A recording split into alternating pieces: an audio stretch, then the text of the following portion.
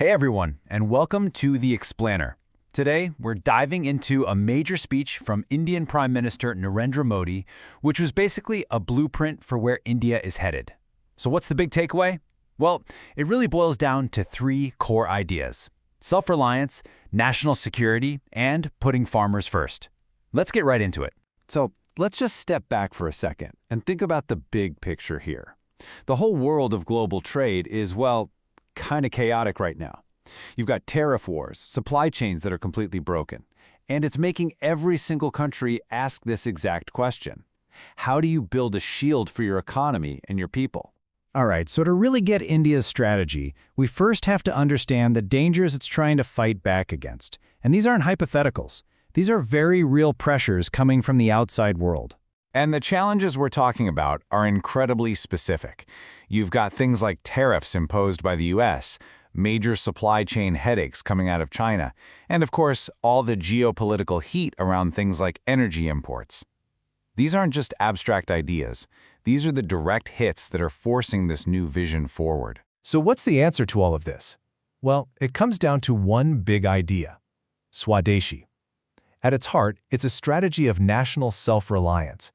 Think of it as an economic shield designed to protect the country by pushing local products and building up domestic industries from the inside.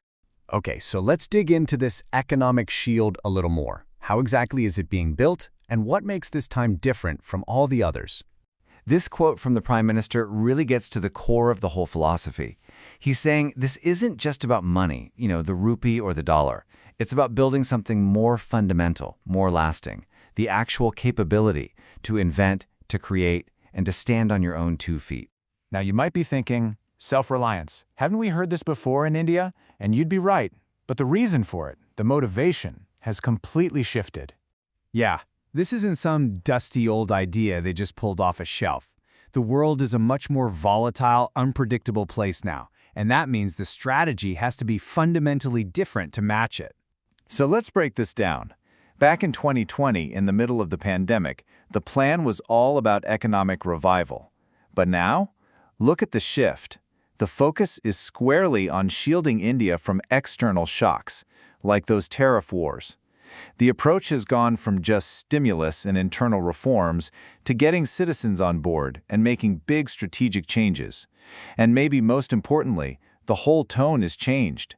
It's gone from just revival and resilience to something much more about national security.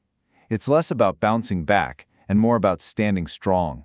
But this whole shield idea isn't just about high-level economics. It has layers, and it reaches right down to the very foundation of the society, the farmers, and all the way up to the cutting edge of future technology.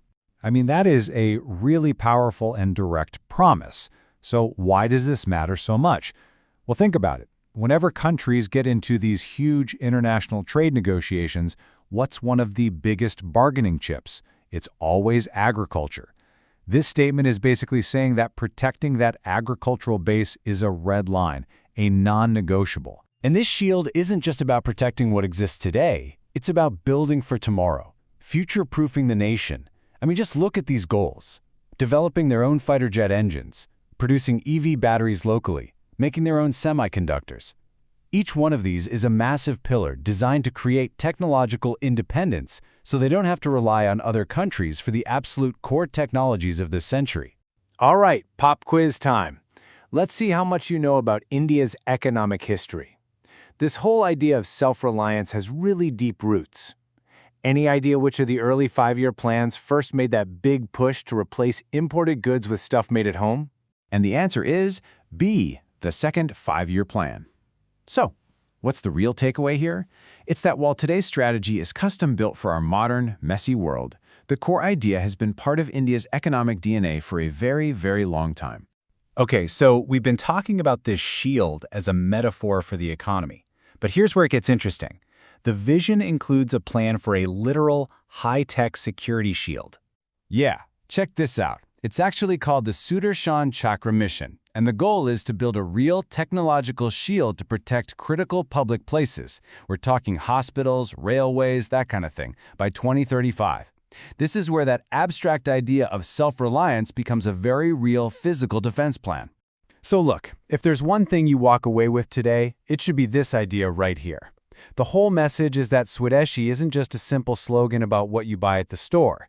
It's a massive, all-encompassing blueprint for building a fundamentally stronger, more resilient, and more secure nation from the inside out. And all of this leaves us with a really big question, doesn't it? In a world that's more interconnected than ever, will this determined push for self-reliance end up being India's ultimate shield, the thing that guarantees its stability? Or could it become a barrier, a wall that slowly isolates it from the rest of the world? That's really the question at the heart of this entire vision.